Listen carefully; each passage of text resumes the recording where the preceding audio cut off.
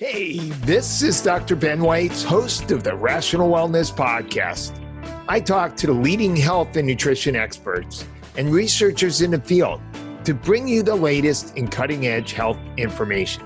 Subscribe to the Rational Wellness Podcast for weekly updates.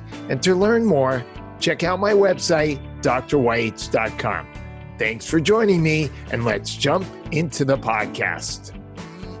Why are there so many dead bodybuilders today? I recently read about the death of the 2018 Mr. Olympia Shawn Rhoden at age 46, dying of a massive heart attack. And I was saddened. And then I thought, I need to call my friend, Dr. Howard Elkin, integrative cardiologist, because I think it's important for some healthcare professionals to speak up about why so many professional bodybuilders are dying. And I think that both myself and Dr. Howard Elkin are uniquely qualified to talk about this particular topic. And that's because we're both health professionals. Both of us have treated quite a number of professional bodybuilders in the past. And both of us have also competed at bodybuilding at a substantial level in the past.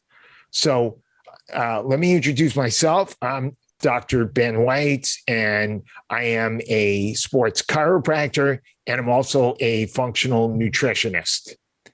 Howard, perhaps you can introduce yourself. Thank you. Thank you, Ben. It's always great to be with you on these podcasts. I'm Dr. Howard Elkin. I'm an integrative cardiologist and also anti-aging medical specialist. So I've been doing cardiology for 35 years and anti-aging medicine for about 21 years. So I've done a lot with hormone replacement in general, and of course, dealing with bodybuilders as well. So I'm glad we're here together today. Yeah, I am too. Thank you, Howard. So both of us have been reading about, it seems like a recent run of quite a number of professional bodybuilders, former professional bodybuilders dying at a relatively young age, largely from cardiovascular, but also from liver and kidney disease. I mentioned Shawn Rhoden. Several weeks before that, right before the Mr. Olympia, George Peterson died. There's just been a whole plethora of professional bodybuilders who have been dying in their 30s, 40s, even 50s. It's quite upsetting to me that these men and women who look like the pillars of health are dying early. Right. I totally agree. And I think with this last 2021 has been a really bad year for competitive bodybuilding on the professional level and also the high amateur level. I did a little research on this, and there's 16 deaths that I have noticed in 2021 alone. Shawn Rhoden, of course, being the most famous because he was a Mr. Olympia. In fact, he was the oldest Mr. Olympia to go out to get the crown. And so it's disturbing. And what comes to my mind after reading these, people are dying in their sleep. Okay, people are having strokes, heart attacks, death after amputation of a limb. These are not things that happen to healthy individuals in their 20s, 30s, and 40s. You would expect, like Dr. Weitz just mentioned, that these people are like the pillars of health, but inside things are happening that are anything but. And you just don't hear these kind of deaths in young people that are healthy. So, that's and I think this was like the final straw with Shawn Rhoden. Is like, okay, something's got to stop here because this is not looking good. 16 deaths in less than a year.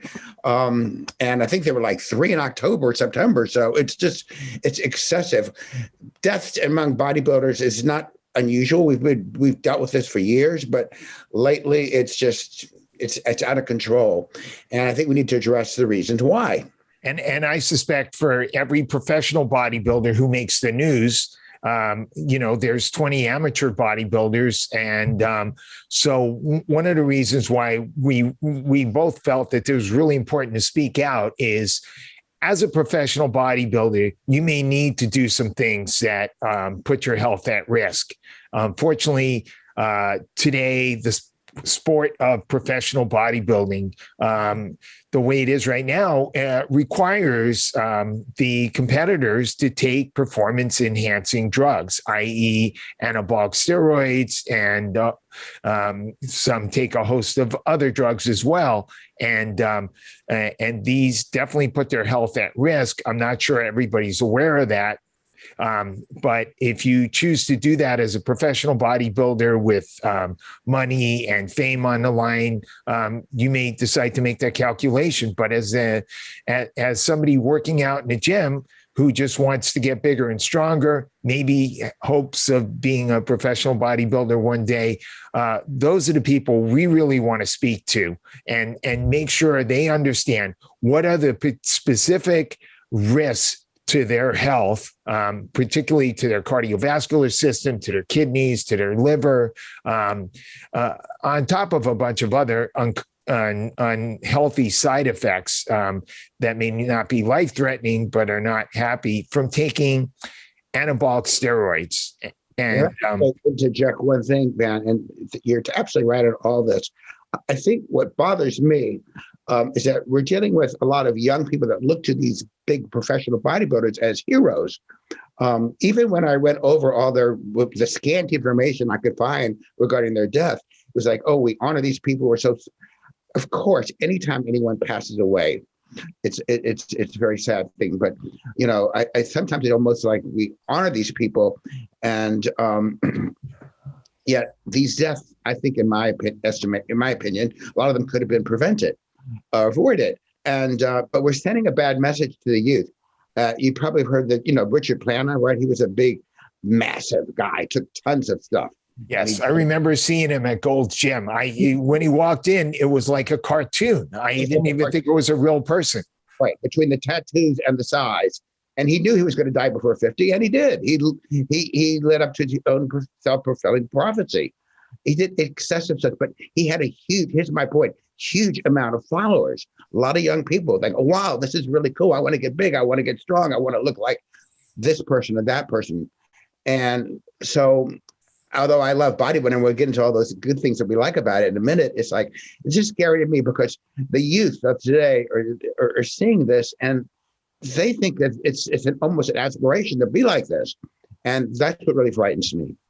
Absolutely. So really what we're trying to hope, what we hope and expect to be able to accomplish with this podcast video, and we're both going to be writing articles that we're going to publish very soon on our websites, and is make sure all these folks who are taking or considering taking anabolic steroids know what the risks are, and B, we also don't want people to hear about these bodybuilders dying and say, you know what, I don't think I want to do weightlifting because it's unhealthy. They need to understand that lifting weights, resistance training, weight training, however we want to describe it, is one of the most beneficial activities you can possibly perform to promote your health. Absolutely. And, I'm about to address this whole issue on one of my YouTube lives coming up about why bodybuilding. That's the question, and it's probably the singular best thing we have to a fountain of youth, which we don't really have as we age. And I tell everybody, whether, regardless of age, we'll talk about this together, but it's like muscle is your greatest ally. I don't care if you're a woman, a man, what age you are. I think in your article that I was just recently reading, there's been studies have shown that people in their 80s and 90s can still gain muscle. Absolutely. And muscles are super important, not just for appearance, much more important because they support and stabilize your joints, including your spine. Muscles are what allows you to be mobile and active. You need your muscles to fire at an appropriate time to maintain your stability so you can get around. And one of the things that really jeopardizes our longevity is the loss of muscle. In fact, it's given a name, sarcopenia, and that's a health condition. And loss of mobility is a major factor for older people. In fact, there are seniors who cannot get out of bed simply because they lack the strength to do so. And this is really sad. It doesn't have to happen. There are people whose digestive systems don't work because they didn't have enough muscle tone in their abdomen to keep everything in place. As we get older, if we lose our strength, people fall, they break a hip. That just breaking a hip significantly decreases your lifespan. You're much more likely to die in the next few years after breaking a hip. End up with a pneumonia, and then you end up, it's a vicious cycle. And like you say, when I tell people, if you don't have enough strength to like open a jar, close a window, shut a garage door, then those are called activities of daily living. And a lot of the elderly can't do that because they haven't prepared for it. Absolutely. A lot of seniors, my mom included, if they end up on the ground, on the floor, maybe they bend over to pick something up, they can't get up.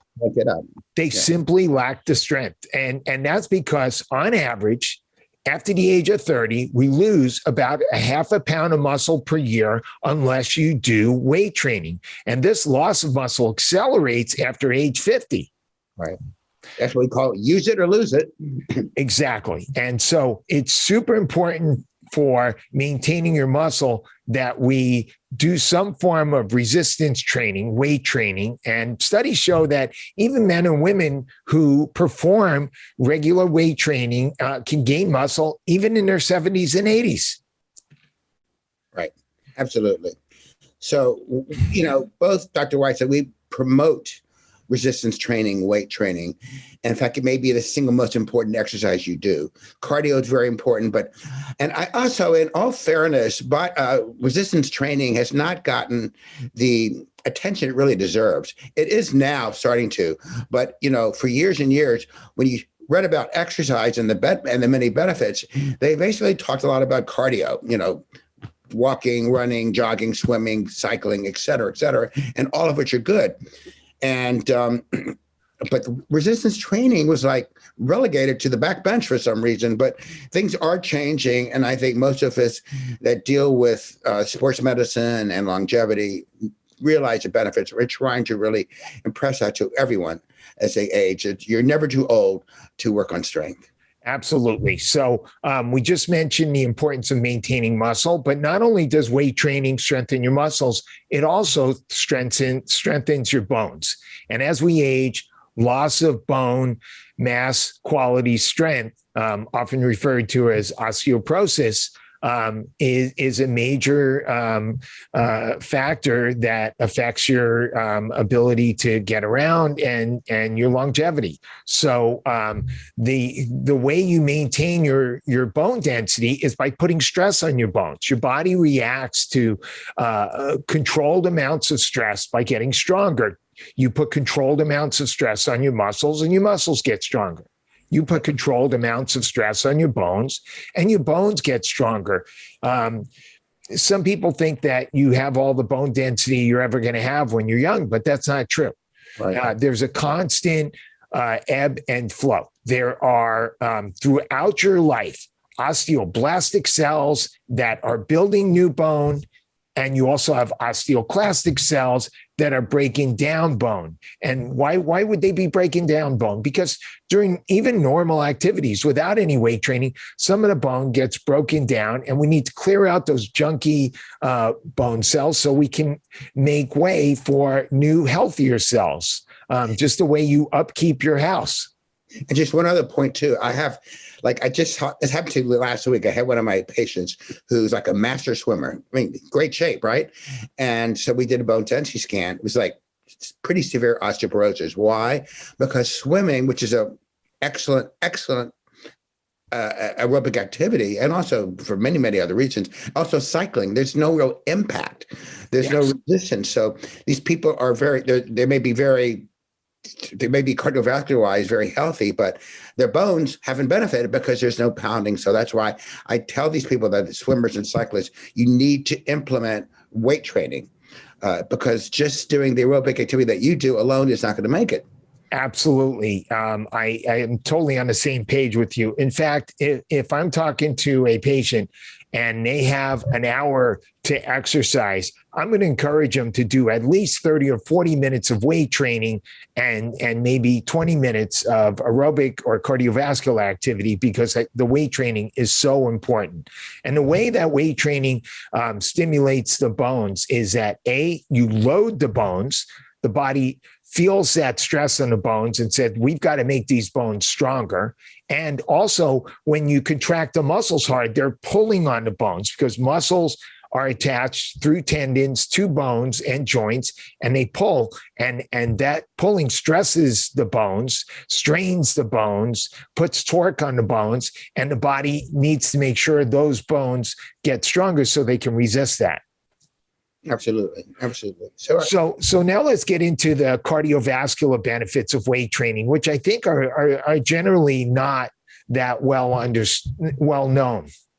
Right. And well, one of the things it can do, which we didn't know until recent years, is that it actually improves your cholesterol, the whole lipid milieu, like we thought, oh, well, we know that cardio does, but what does weight training does? It has a beneficial effect. Also, it has a beneficial effect on your circulation in general. You're increasing when you do load the muscle and the bone, like Dr. Weitz just mentioned, you're also you're bringing blood to the area. So an increased blood flow it's important. You're dilating those arteries, you're exercising the arterial walls, keeping them compliant, allowing them to expand and contract. Right, because as we get older, what we see instead is arterial stiffness. Yes. Okay. And with the heart, starting from the heart, going all the way to all your vessels, your big arteries, your small arteries, and everything in between. So weight training has that one advantage that we didn't really appreciate until recently. Absolutely. We all know that diet plays a huge role in our cholesterol metabolism, but most people don't realize. And of course, the studies are mixed and not all the studies are consistent on this. But generally speaking, it appears as though from most of the data that I've been looking at, that resistance training improves your lipids. One of the most significant effects is that it raises your levels of HDL, which is your healthy cholesterol, your good cholesterol that produces reverse cholesterol transport. And studies also show that it reduces your LDL and total cholesterol. Absolutely. And, we didn't really appreciate, 10 years ago, when I was researching, exercise, and we didn't really know much about weight training. What did it really do? But it's really on par with cardiovascular, with cardio or aerobic training, as far as what it can do for your lipids. So it's really exciting news for me, because it's just that's how we can inculcate the importance of all this to our patients. And one factor that affects our overall health, our cardiovascular health in particular, is obesity. And if people want to help fight weight gain, if they want to lose some weight, probably the most beneficial thing you can do is weight training. Now, of course, aerobic training is a great way to burn fat. However, the most significant factor is raising your metabolic rate. That's the rate at which you're burning calories all day long, even when you're not exercising. And in a 24-hour day, even if you're doing super intense aerobic exercise, the rest of the day, if you don't have a significant amount of muscle mass, you're going to have a lower metabolic rate and you're going to be burning fewer calories at rest. So I can't agree with you more. And this comes up all the time, especially when I deal with women. I don't want to get big. I don't want to get bulky. It's like, believe me, it's not going to happen. You're not going to look at a bodybuilder unless you do the strange things that some of these bodybuilders do. A muscle is your greatest ally. And like Dr. Weitz says, the metabolic rate is so much better. I think if you look at a pound of fat versus a pound of muscle, I think it's like difference of it's quite a difference. I can't remember the exact numbers now. Yeah, it takes a lot of energy to maintain muscle, where it's essentially fat is, relatively inert. Now, one of the interesting things that we learned recently about weight training that's really unique to it is that while both cardiovascular and weight training reduce epicardial fat, only weight training has been shown to reduce pericardial fat. Perhaps you can explain what those are. So, okay. So if you're dealing with fat and obesity or visceral fat, we call it, which is the scary kind of fat that as people get older, the middle-age spread that gets bigger and bigger and bigger. That's really, we used to think years ago, oh, fat is fat. It's inert because it has such a poor blood supply. Well, that's not really true. Fat is really very metabolically active, but in a very negative way, because you've heard of cytokines, right? These things that happen during COVID. And so there's so many cytokines with the abdominal fat and the visceral fat that actually it promotes inflammation, and it's not a good thing. So the same thing happens to your organs. It's not just visceral fat. Your liver gets fat, your pancreas gets fat, and your heart gets fat. So pericardial is the area, peri means around from the Greek. So it's around the heart. And yeah, I've seen these hearts at autopsy. They're not pretty. They look like a bunch of fat encasing the heart. So this is new information, which is really exciting. I didn't know that myself until I recently read it. And lifting weights reduces blood pressure, even though while you're performing a heavy exercise, let's say you're doing a set of leg press, for the 30 seconds that you're doing a leg press, your blood pressure may shoot up. And when done consistently, weight training lowers blood pressure. Right. So these are, and I'm so glad that resistance training is getting the attention it deserves now, because it really was like the back, it occupied the back seat, for a long time, because everything was based on cardio, aerobic training, which still has its role. And I think it's important. I think you mentioned this too, Ben, that, so if you take a person that's the same age as Dr. Weitz or myself, the same size and everything, okay, yeah, two men in their 30s. Right. But if we're both sitting down, like watching a football game or something, we'll lose more fat just sitting there than the other person will. Yes. Because of our metabolic rate being higher because of the muscle. So I have to eat over 3,000 calories a day or I will lose weight. And I'm not trying to lose weight. Right. It's true. So one more thing I wanted to mention is the benefits of weight training for preventing and actually managing diabetes, because weight training is actually super beneficial in reducing blood glucose levels and has been shown to reduce hemoglobin A1C. When your muscles contract, they're using up the glycogen that's stored in those muscles. And then that allows the glucose in the bloodstream to go into those muscles. And because with weight training, you're not just, say, using your legs like you might do when you're running.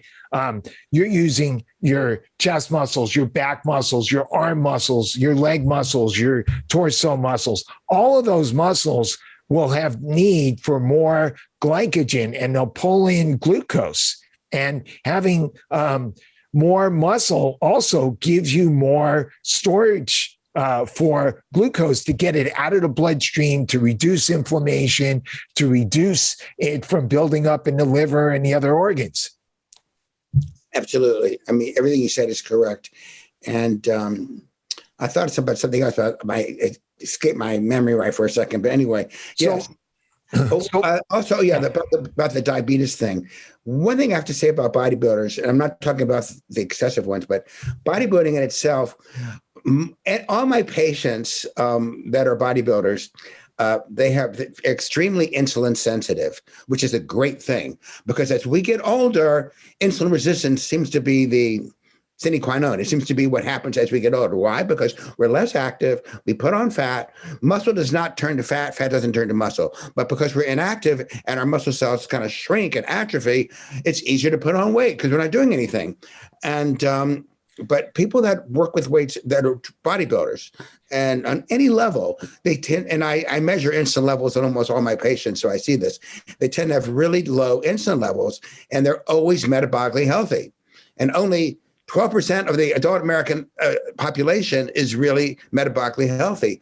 So that's another very good aspect of bodybuilding and resistance training in general. Right. And I have quite a number of patients over the years I've talked to who don't like doing weight training. And I just wanted to say one thing about that is often people who come in my office, they're very flexible. They can wrap their leg around their head. And when I ask them what kind of exercise they do, oh, I do lots of yoga. Oh, I don't like weight training. Well, one of the reasons why they like to do yoga is because they're really good at it. Right. Unfortunately, if you're really good at it, you probably don't need it. It's probably not going to help you as much as doing weight training. And one of the reasons you probably don't like to do weight training is because you're not good at it. And this is a case where doing things that you're not good at are good. Absolutely. And I'm sure in your line of work as a chiropractor, you've seen a ton of yoga-related injuries. Absolutely. People think that stretching is always the way to solve injuries. And the fact is we need a balance of mobility, flexibility, and stability. And stability comes from muscle strength. Right. Absolutely. So let's talk about why these professional bodybuilders are dying, which essentially it really has nothing to do with the weight training. It has to do with the drugs that they're taking. Right. So keep in mind that weight training itself is not going to tear your aorta or cause a massive heart attack or anything like that. It's like I said, we've outlined the advantages and why it's so important. So now we can focus on what happened to these unfortunates and others. These aren't the only guys that die. These are well-known professionals and high-level amateurs. Right. Just to kind of give people a little description, I want to mention the story about bodybuilder Andreas Munzer. Yes, I know he died in 1996, but he was a well-known professional bodybuilder. He had extremely low body fat. In the bodybuilding lingo, he was ripped, but he died at age 32. When he died, he was having internal bleeding and his liver and kidneys failed. Now, on autopsy, they found within his body 20 different drugs. His liver had a consistency similar to plastic. He had multiple tennis-sized tumors in his liver. His kidneys were swollen to immense proportions, and his heart was so enlarged that it was double the size of a normal heart. And this is basically due to all these drugs that professional bodybuilders take, the most important of which, for what we're talking about here, are anabolic steroids. Can you explain what anabolic steroids are, Howard? Anabolics, first of all, steroid isn't some horrible kind of term. I mean, it describes a ring-like structure of hormones. And by the way, besides testosterone being a steroid, estrogen's a steroid, progesterone's a steroid. So it describes the structure of these hormones. Now, so we all normally produce testosterone, both men and women, men to a much greater extent, and same thing with estrogen. But what happens is that these guys take these performance-enhancing drugs, most notably steroids, to get that added edge, to get faster, stronger, and whatnot. And it's when these become excessive that we start seeing these problems. So these guys are taking testosterone, right, which is an anabolic steroid. And by the way, that's one of the differences between testosterone and estrogen is testosterone is anabolic, meaning producing muscle growth. And then they take synthetic derivatives of testosterone, and these are basically designer anabolic steroids. They've been around for a long time. The reports show that the Germans first produced Dianabol in World War II to make their soldiers stronger and more aggressive. And basically, these synthetic testosterone derivatives, these anabolic steroids, are designed to enhance the muscle producing properties of steroids and decrease some of the other properties that are less desirable. Okay. It's got to do with protein synthesis. So the more you can increase protein synthesis within a muscle cell, you'll have bigger muscle. And these drugs, some are taken orally, some probably more often are injected intramuscularly. But Howard's an anti-aging doctor, and both of us understand and appreciate and support the idea of hormone replacement therapy for men and women after menopause, men after andropause, who have low levels of hormones, who are taking a physiological dosage to maintain their health and vitality. And we both believe that this can be done in a healthy manner if they're taking the right amount in the right way. But what these bodybuilders are taking is, hundreds of times higher dosages than would be used for hormone replacement. Yeah, as opposed to like 100 milligrams of testosterone, you're talking 1, 2, 3, 4, or 5 grams a week. Right. Out of sight. Right, thousands of milligrams. Yep, and often they're taking growth hormone, sometimes to facilitate the growth hormone usage. They're taking insulin, they're taking diuretics, they're taking anti-estrogen drugs, thyroid stimulants like clenbuterol. So there's a whole plethora of drugs, but really we want to focus on the potential negative effects of anabolic steroids. And when we look at anabolic steroids, there's a bunch of side effects that are annoying, like acne and water retention, acceleration of male pattern baldness, testicular atrophy, not a great attribute, gynecomastia in males, that's where the breasts actually, they grow female breasts. Some men have actually been known to squirt out milk, not a pretty sight. Sexual dysfunction, voice deepening, clitoral enlargement in women, muscle and tendon tears, violent behavior, et cetera, et cetera. But what we want to focus on are the negative aspects of anabolic steroids that impact your life, which is cardiovascular disease, kidney disease, and liver disease.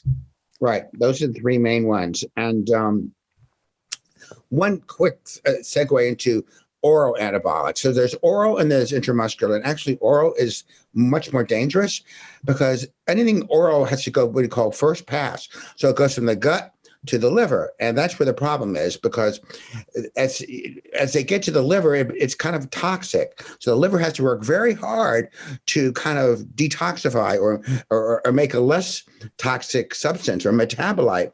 And in doing so, the liver takes a brunt. It takes a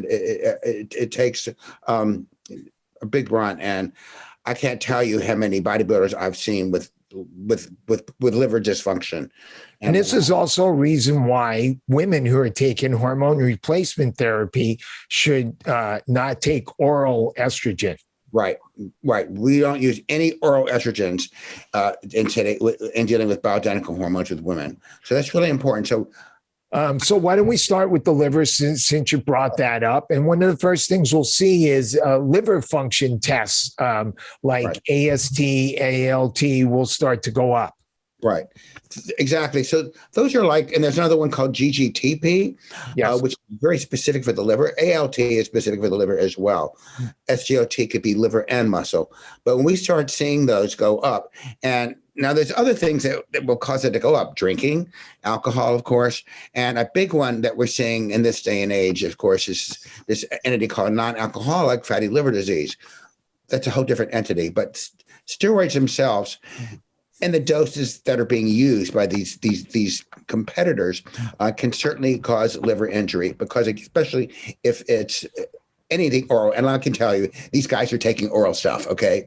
The women definitely take oral stuff, and the men do too. You to that level, because the oral stuff is more of immediate. And along with oral antibiotics, you get a lot of water retention. A lot of water retention, you get a big surge in blood pressure. And these people don't go to doctors.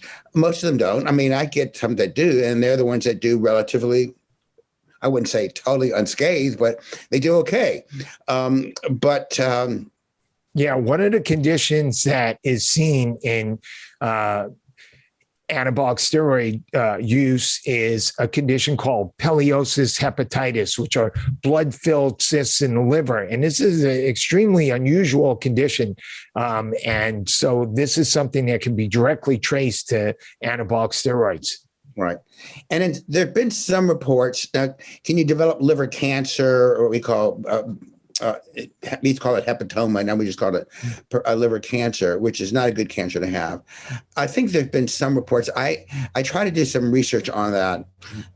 So I couldn't, if there's a direct, I mean, I think any kind of toxic substance, we like hepatitis C, and can eventually lead to liver cancer. So, people need to understand when these liver function tests are positive, it's often means that there's damage occurring to the liver.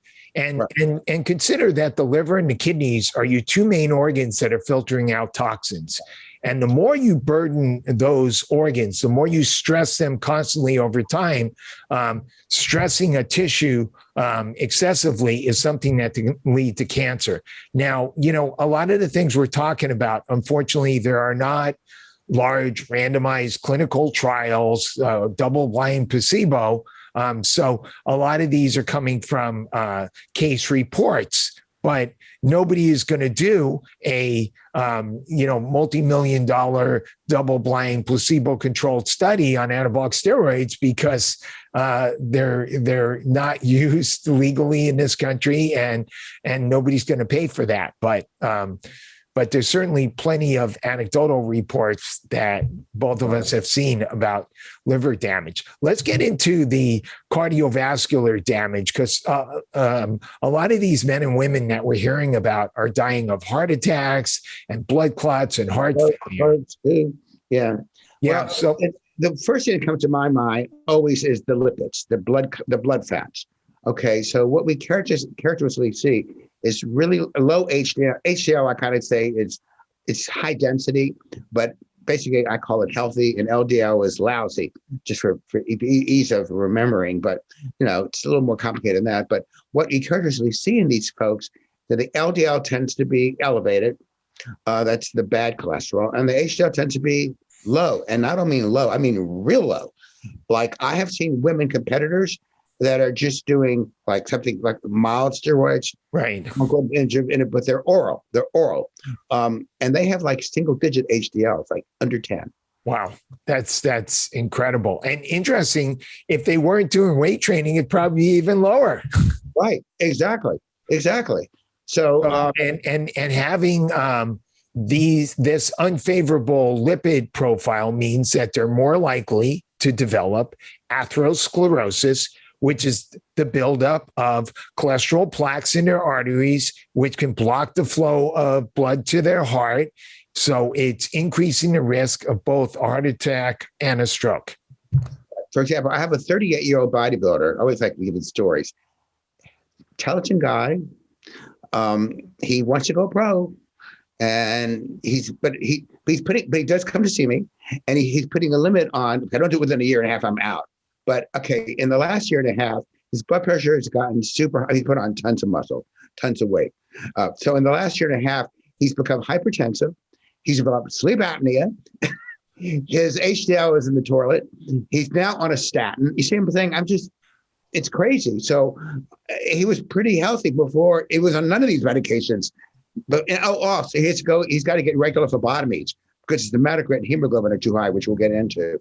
Why don't we talk about that? So bodybuilders have their blood gets thicker because they're producing so many red blood cells.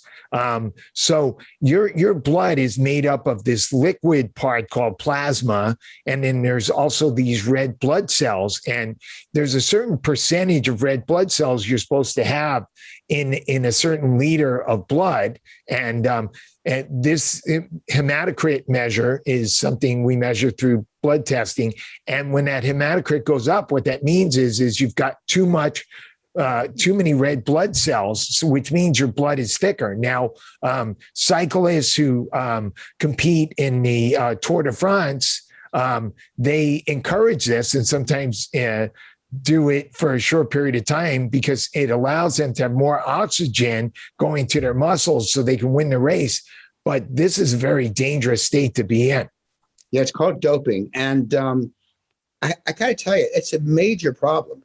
Even in my folks, a lot of my folks that are on physiologic replacement doses, we're talking low doses, like 100 milligrams or less, but some actually still have that tendency, to produce too much red blood cells.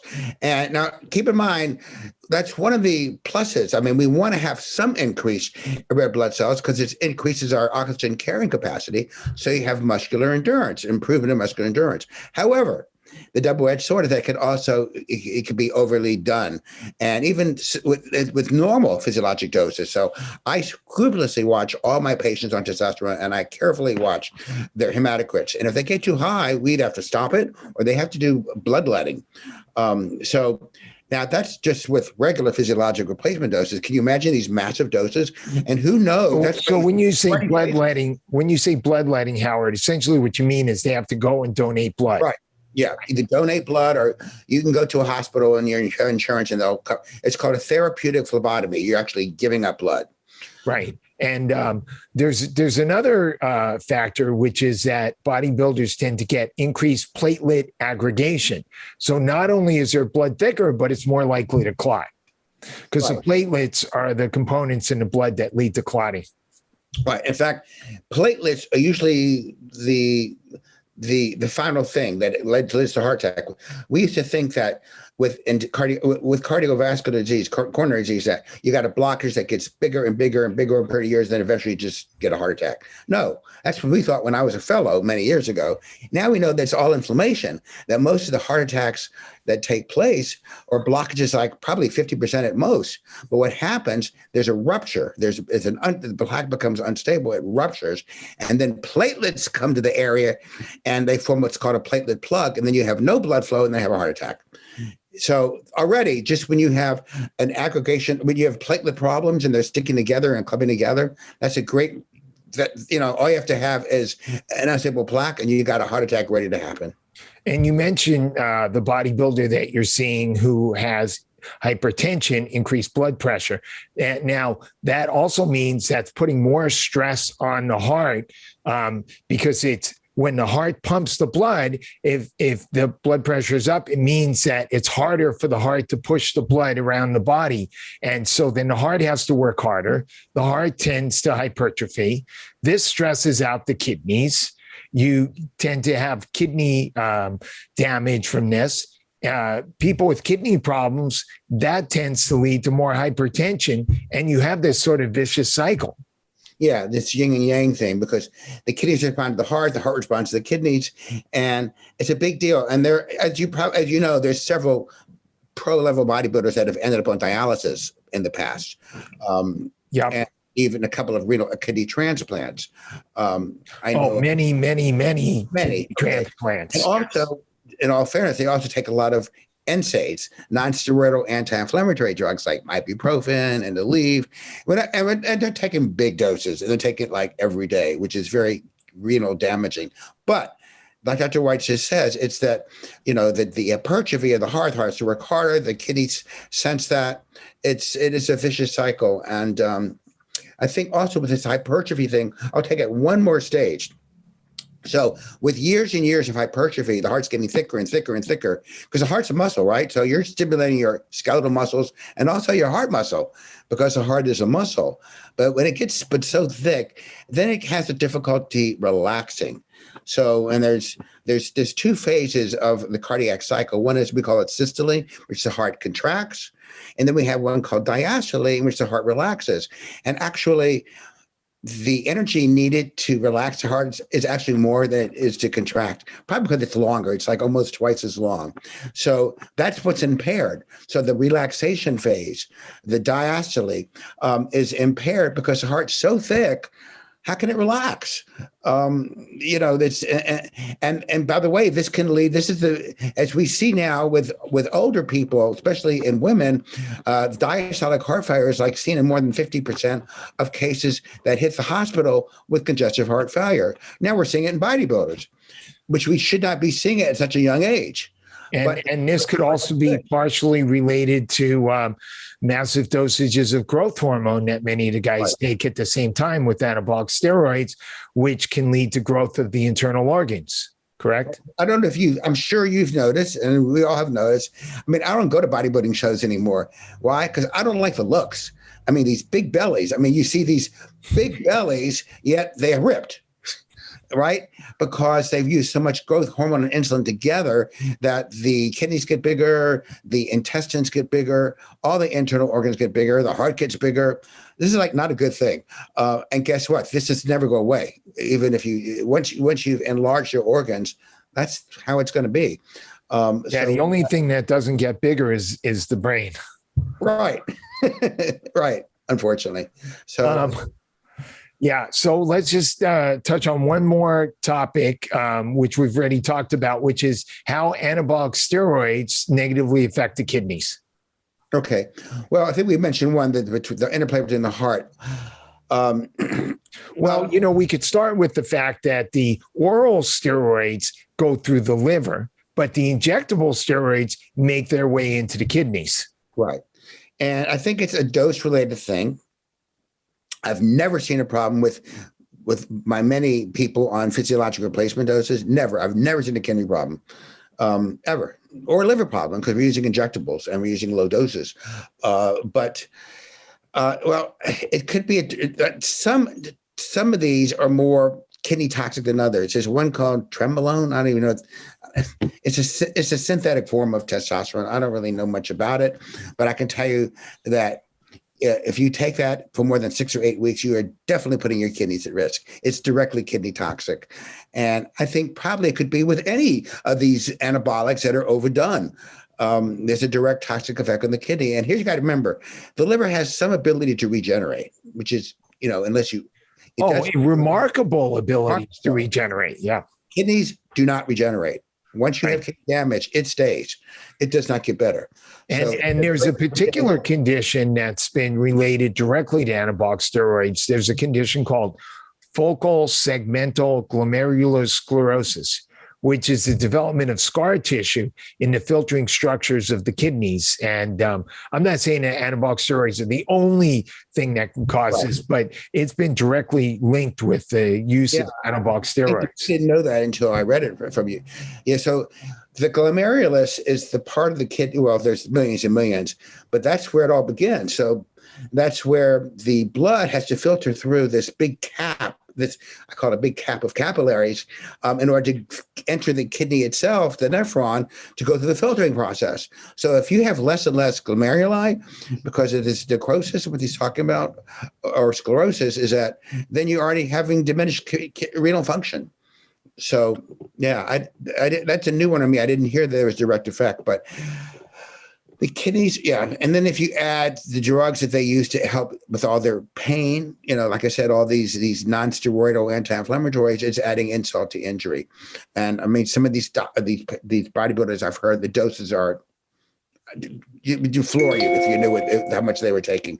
So it's, and then you add diuretics, which dehydrates them, which makes the kidneys even worse. I mean, it's, And then guys getting ready for shows, not only do diuretics, they don't drink water for sometimes days on end, and that's stressing your kidneys out too. I have to give you a funny story. Well, it wasn't funny, but my first master's my master's bodybuilding contest was in 2001. And so I'm on stage, right? And this guy just like passes out. Now I'm there's like 6 of us. I don't know how many there were. So of course, like I'm not the only doctor. So I had to do something. So I had to maintain my form as I went down there. And back then they didn't have paramedics there. We called for them, and then they came, and then I looked at the EKG. It was normal. It was dehydration. And he used Lasix. He used diuretics. The same thing happened at my last show, which I think was 2012 or 13. And guy passed out. I said, what is this? And both in my, so I had to break, this time they had paramedics, but still they knew can you read the CKG? It was okay. That's great. Yeah. I've experienced my firsthand bodybuilders collapsing. Thank God it was, they didn't have a heart attack, but they could have. Yeah, I wonder if there's more use of diuretics now, because when I competed was back in the 80s. In 1985, I won the Mr. LA, I won the Hawaii Western Open, and I eventually won the Natural Mr. International. But I don't remember a lot of guys collapsing, but maybe they weren't using as many drugs or some of the drugs that they're using now. It's the combination of so many different substances. It's just excessive, Okay, Howard, I think we've done a great job with this topic. I think we've given people a lot of really useful information. Perhaps you can tell our listeners and viewers how they can get a hold of you, and also let them know about your YouTube live. Okay.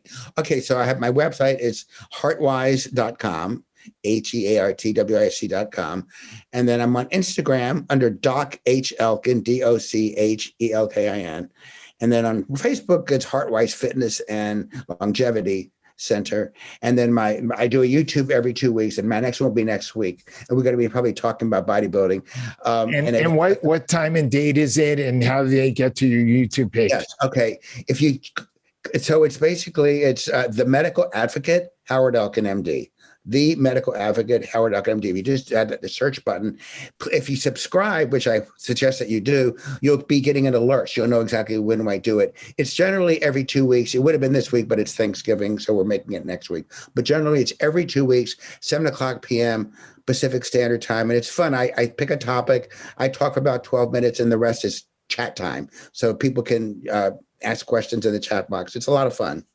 And I'm Dr. Ben Weitz. You can get a hold of me at my chiropractic office in Santa Monica by calling 310-395-3111. And we can see you for chiropractic. We can see you for functional nutrition consultations. If you go to my website, drweitz.com,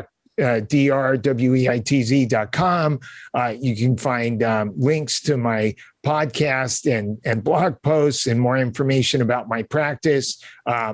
This is part of my Rational Wellness podcast, which is available on Apple Podcasts, Spotify, also my YouTube page, Weitz Chiro. And if you enjoy this podcast, please go to Apple Podcasts and give me a 5-star ratings and review, and look forward to seeing everybody next week. He's a very prolific guy. Thank you. I enjoy it, Howard. All right, Guy. Thank you so much, Ben. We'll see you soon. Take care. Thank you for making it all the way through this episode of the Rational Wellness Podcast. And if you enjoyed this podcast, please go to Apple Podcasts and give us a 5-star ratings and review. That way, more people will be able to find this Rational Wellness Podcast when they're searching for health podcasts. And I wanted to let everybody know that I do now have a few openings for new nutritional consultations for patients at my Santa Monica White Sports Chiropractic and Nutrition Clinic. So if you're interested, please call my office, 310-395-3111, and sign up for one of the few remaining slots for a comprehensive nutritional consultation with Dr. Ben Weitz. Thank you, and see you next week.